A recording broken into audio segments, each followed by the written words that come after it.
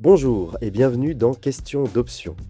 Pour ce troisième volet de ce podcast consacré au fonctionnement du tourisme mondialisé, nous allons évoquer un événement qui aura lieu en octobre prochain, à Paris, la série de concerts de Céline Dion.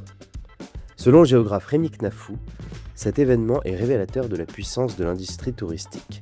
Premier élément, la manière dont s'organisent ces spectacles. Il ne s'agit pas d'une tournée dans les grandes villes de France, non, c'est une résidence. Et ça change tout.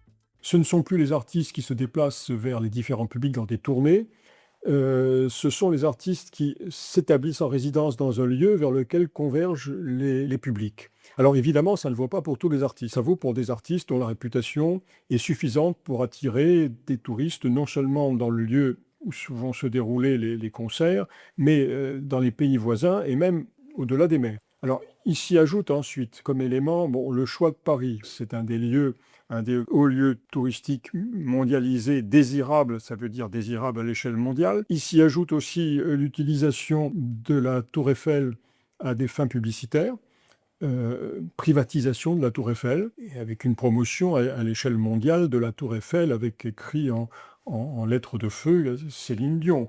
Certaines places de concert se sont vendues à plus de 1500 €. Le principe de l'offre et de la demande, me direz-vous? Pas complètement. C'est un business plan savamment étudié. La conséquence de ce système de résidence, bien plus lucratif qu'une tournée classique dans les zéniths ou les stades de France. Les producteurs qui sont derrière les concerts de Céline Dion, qui financent, qui organisent ça, et qui organisent ça avec d'ailleurs des méthodes qui ont été récemment dénoncées, parce qu'ils ont créé artificiellement de la rareté en indiquant qu'il fallait déjà se préinscrire pour pouvoir être tiré au sort, un système opaque qui crée de la rareté et qui finit par vendre des places à des prix bien supérieurs à ceux à la fois qui étaient annoncés au début de l'opération ou ceux qui auraient été le cas si l'artiste s'était déplacé dans les différentes villes en question.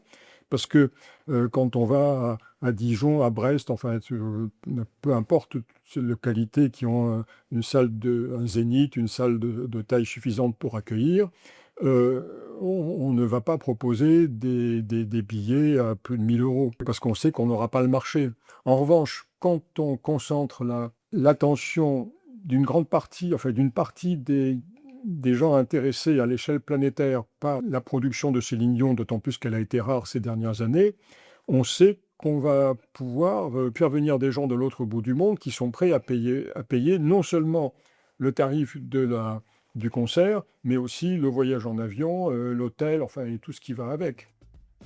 On observe ici le phénomène que l'on a décrit lors des précédents volets de ce podcast, à Cefalù comme à Venise, c'est-à-dire la privatisation de l'espace public au profit d'intérêts privés.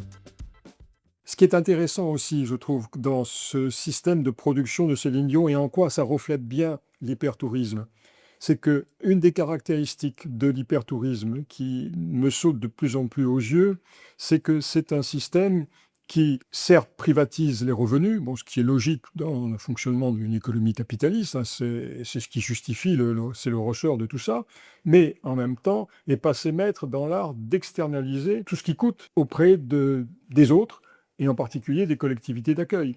Donc là, l'externalisation, c'est le bilan de l'empreinte carbone de tous ceux qui vont venir et qui vont venir de loin. C'est l'utilisation, s'il y a lieu, participer à saturer les transports en commun, à utiliser l'espace public de la ville, à salir l'espace public de la ville, tout ce qui va coûter à la ville. Alors certes, la ville de Paris va avoir des retombées économiques qui lui permettront de faire face à ce type de dépenses, mais on est quand même bien dans un système qui est irresponsable, fondé sur la mobilité du capital et la recherche du profit. Il ne s'embarrasse pas des impacts qu'il produit, que ce soit les impacts sur l'environnement naturel, que ce soit les impacts sur la culture, sur la société, sur l'économie, ça n'est pas son problème.